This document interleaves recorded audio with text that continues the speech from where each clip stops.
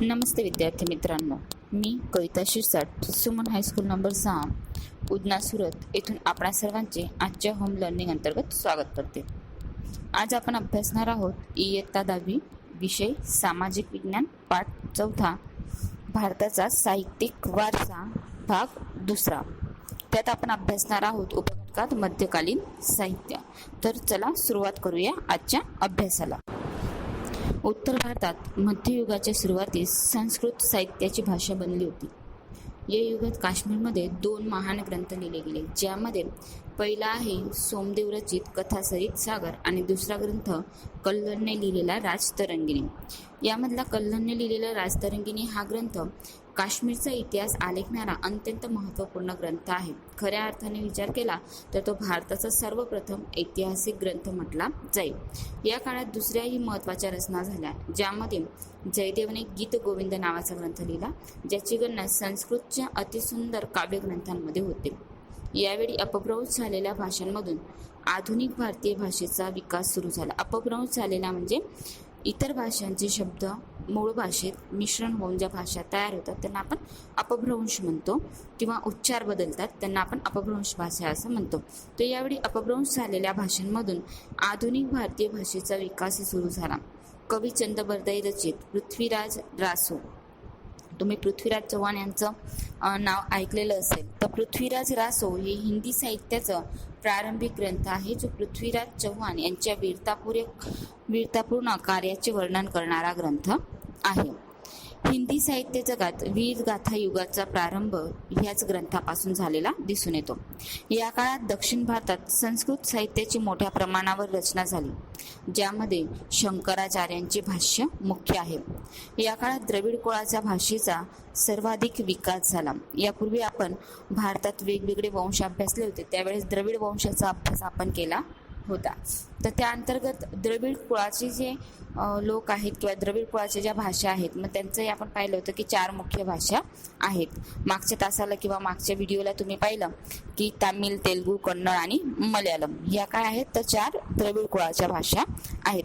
तर या काळादरम्यान द्रविड कुळाच्या भाषांचाही मोठ्या प्रमाणावर विकास झालेला आपल्याला दिसून येतो. बरीचशी साहित्य निर्मिती या भाषातून झाली. काही काळापर्यंत कन्नड साहित्यावर जैन धर्माचा गाढ प्रभाव पडल्याने कवी पंपाने आदिपुराणची रचना केली. त्याच्यानंतर कवी पोन्नाने शांतिपुराण नावाचा ग्रंथ लिहिला, जो 16व्या जैन तीर्थंकरांचे जीवन रेखाटणारा ग्रंथ आहे. याशिवाय कवी रण्णा यांनी अजितनाथ पुराण नावाचा ग्रंथ लिहिला किंवा कृती लिहिली. यामध्ये कवी पंपा, पोन्ना आणि रण्णा हे प्रारंभिक कन्नड साहित्याची त्रिमूर्ती म्हणून ओळखण्यात येतात. त्याचबरोबर कवी कंबल यांनी सुद्धा तामिळ भाषेत रामायणमची रचना केली. याशिवाय तामिळ भाषेत अन्यही साहित्याची रचना झालेली आपल्याला दिसून येते. भारतीय भाषांचा विकास आणि साहित्य कृतींची रचना दिल्ली सल्तनत काळात वेगाने झालेली दिसून येते. हिंदी भाषेचे 2 मुख्य स्वरूप आपल्याला आढळून येतात, व्रज बोली आणि खडी बोली. या दोघही भाषांमध्ये अनेक अशी भक्तिगीतं रचली गेलेली आढळून येतात. त्यानंतर हिंदी आणि गुजराती भाषेशी मिळती जुळती राजस्थानी भाषा आहे. राजस्थानी भाषेत वीरगाथा या विशेष करून लिहिलेल्या दिसून येतात, ज्यामध्ये अल्ला, उदल, बिसलदेव आणि रासो या ग्रंथांचा किंवा वीरगाथांचा समावेश होतो. याशिवाय अन्य आधुनिक भारतीय भाषेत देखील साहित्य रचना सुरू झालेली होती. मुल्ला दाऊदने चंद्रायन नावाचा ग्रंथ अवधी भाषेत लिहिला, जो अवधी भाषेचा सर्वात जुना ग्रंथ म्हणून ओळखला जातो. तर प्राचीन ग्रंथांवरील भाष्य आजपर्यंतच्या काळात संस्कृत भाषेत असलेले आपल्याला दिसून येते. त्यानंतरचा काळ येतो फारसी भाषेचा. सल्तनत युगातील महत्त्वाची भाषा किंवा दिल्लीच्या सुलतानांची राजभाषा आपण तिला म्हणू शकतो, फारसी भाषा. या साहित्याच्या परिणामाने अनेक फारसी शब्दांचा समावेश भारतीय भाषांमध्ये झालेला दिसून येतो.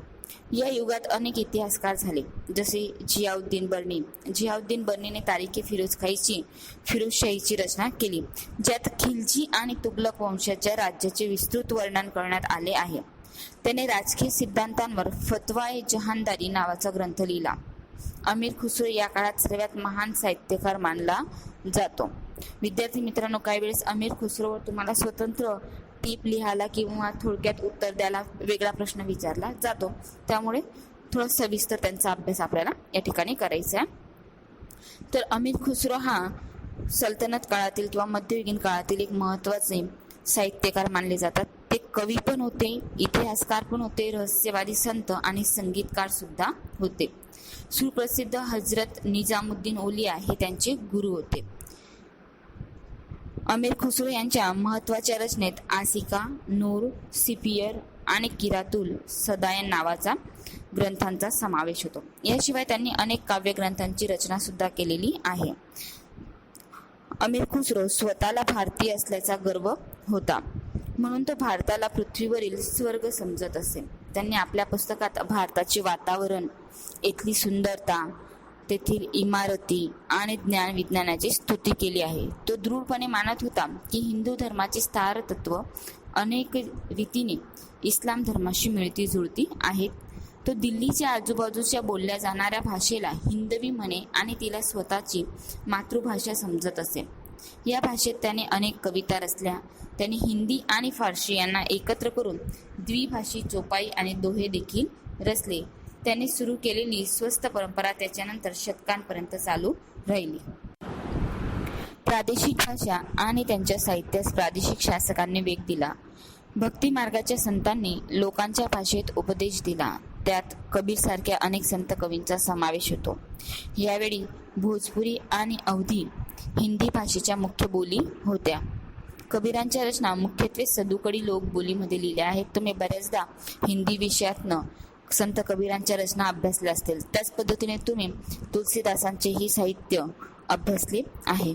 तरी ह्याबरोबर यांचे दोहे हे लोकसाहित्याचा अंग बनले होते. मलिक मोहम्मद जैसीने अवधीमध्ये पद्मावत नावाचे महाकाव्य लिहिले. तुलसीदासांचा प्रसिद्ध ग्रंथ रामचरितमानस याच काळात अवधीमध्ये तयार झाला आहे. या युगात अवधी भाषेचे इतर कवीही झालेले आहेत. या युगात हिंदीशिवाय दुसऱ्या भाषेत देखील साहित्य रचले गेले. जसं बंगाली साहित्याचाही मोठ्या प्रमाणात या काळात विकास झालेला दिसून येतो. बंगालच्या सुलतानांच्या आश्रयास राहून कृतिवासने बंगालीमध्ये रामायण आणि प्रसिद्ध कवी चंडीदासने शेकडो गीतं रचली. बंगालमध्ये संत चैतन्यांपासून बंगाली भक्तिगीतं लिहिण्याची परंपरा सुरू झाली. नरसिंह मेहताने गुजरातीत आणि नामदेव तसेच एकनाथांनी मराठीत भक्तिगीते रचली. जैनल अबिदीनच्या आश्रयाने काश्मीरमध्ये महाभारत आणि राजतरंगिणी सारख्या संस्कृत ग्रंथांचा किंवा साहित्याचा फारसी भाषेत अनुवाद झाला. विजयनगरच्या सम्राटांच्या शासनकाळात संस्कृतचा विकास सुरू होता. तरी हे युग तेलुगू साहित्याच्या विकासाचा महत्त्वपूर्ण काळ आहे. विजयनगरचे महान सम्राट कृष्णदेवराय हे स्वतः लेखक होते. त्यांनी स्वतः तेलुगू आणि संस्कृत भाषेत साहित्याचे लिखाण केले, ग्रंथांचे लिखाण केले. त्यांनी आमुक्तमाल्यदा या महत्त्वपूर्ण ग्रंथाची रचना केली. त्यानंतर विद्यार्थी मित्रांनो, तुम्हाला काही मुघलकालीन साहित्य असा वेगळा प्रश्न सुद्धा विचारला जातो. तर अशा वेळेस मुघलकालीन साहित्याचाही आपल्याला एक स्वतंत्र प्रश्न असल्यामुळे स्वतंत्र अभ्यास या ठिकाणी करायला पाहिजे. मुघल शासन कालादरम्यान आपण वास्तुकला आणि इतर कलांचा परिचय यापूर्वी मिळवलेला आहे.